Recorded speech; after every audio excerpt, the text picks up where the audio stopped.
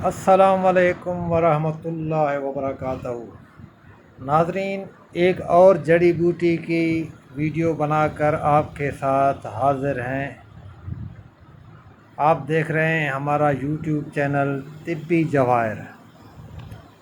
ناظرین، یہ جو آپ ویڈیو میں پودا دیکھ رہے ہیں جھاڑی نما، اسے کرنجوا کہتے ہیں۔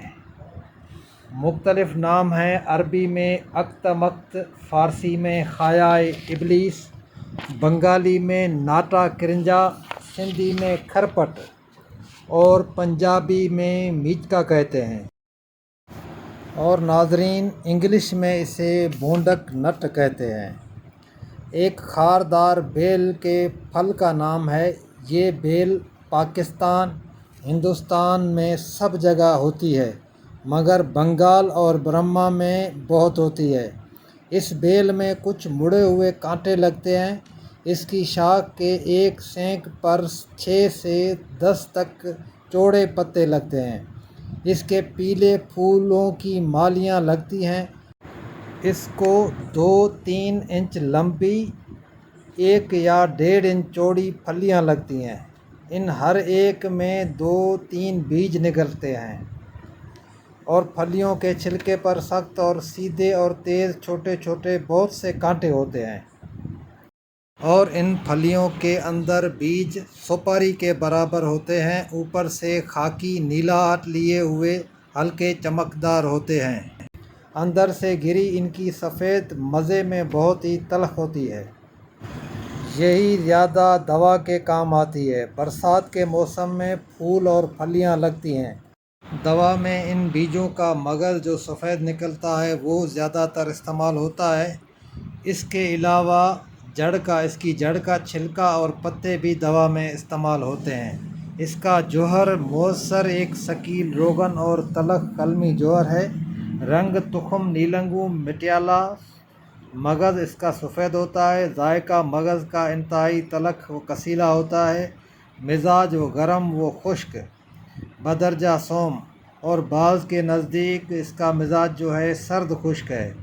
ناظرین، اس کی مقدار خوراک مغز 4 رتی سے 2 ماشا تک، جڑ کا چھلکا آدھا تا 1 ماشا تک۔ مقام پیدائش یوپی، بنگال، برما، بمبئی، جنوبی ہند، پاکستان اور تمام گرم ممالک کے ساحلی علاقے میں یہ پیدا ہوتا ہے۔ افعال و استعمال: مغز کرنجوا اور جڑ کا چھلکا کاثر ریا یعنی ہاضمے دار ہوتے ہیں، اور قاتل کرم شکم یعنی جو پیٹ کے کیڑے ہوتے ہیں ان کو یہ ختم کرتے ہیں، اور دافع تپ نوبتی، دافع تشنج اور محلل اورام یعنی ورم کو تحلیل کرنے والا۔ تپ لرزہ کو روکنے کے لیے جڑ کی چھال یا مغز کرنجوا کو مساوی مقدار مرچ سیاہ کے ہمراہ پانی میں پیس کر پلاتے ہیں۔ دافع تشنج ہونے کی وجہ سے مغز کرنجوا نصف عدد کو 7 عدد لونگ کے ہمراہ باریک پیس کر کولنج ریحی میں کھلاتے ہیں۔ 2 عدد تخم کرنجوا ماہ پوست آگ میں جلانے کے بعد ان کا مغز نکال کر کھلانا ضعیف النفس میں نافع ہے۔ ایک کرنجوے کا مغز پیس کر گڑ میں ملا کر کھلانے سے کل کیچوے تھیلی سمیت مرے ہوئے دوسرے دن باہر نکل جائیں گے۔ ورم خصیہ اور غدودی اورام میں مغز کرنجوا کے باریک صفوف کو ارنڈی کے تیل کے ہمراہ ملا کر بطور مرہم لگانے سے ورم خصیہ اور غدودی اورام میں فائدہ ہوتا ہے۔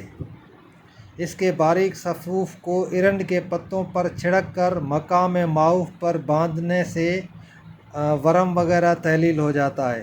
مغز کرنجوا کا صفوف حقہ میں پینا کولنج میں نافع ہے۔ ناظرین، اس کے ساتھ ہی ایک نسخہ جو ہے اس کا نظریہ مفرد اعضاء کا، وہ بھی میں آپ کو نوٹ کروا لیتا ہوں، آپ نوٹ کر لیں۔ جی ناظرین، کرنجوا کا مغز 1 تولہ، آملہ کا چھلکا 1 تولہ، پھٹکڑی بریاں 2 تولہ اور ہلیلیا سیاہ بریاں 4 تولہ۔ ان کو اچھی طرح کوٹ کر آپس میں مکس کر لیں۔ آپ کی عضلاتی اعصابی ملین دوا تیار ہے۔ اس کے فوائد ناظرین، بلغمی امراض، رطوبتی امراض و علامات میں اس کا استعمال زیادہ مفید ہوتا ہے۔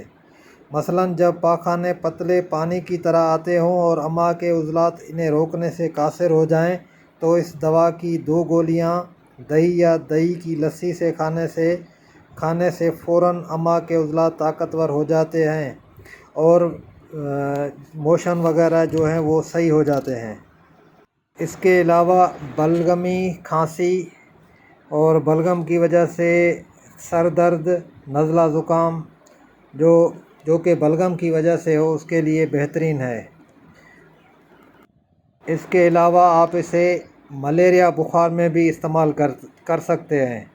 ناظرین، آپ سے میں بارہا گزارش کرتا ہوں، پچھلی ویڈیو میں بھی کہا ہے کہ آپ کوئی بھی دوا ہو تو اپنے معالج کے مشورے سے لیں، اپنے آپ اپنا علاج نہ کریں تاکہ کسی قسم کا نقصان کا اندیشہ نہ ہو۔ اسی کے ساتھ میں آپ سے اجازت چاہتا ہوں۔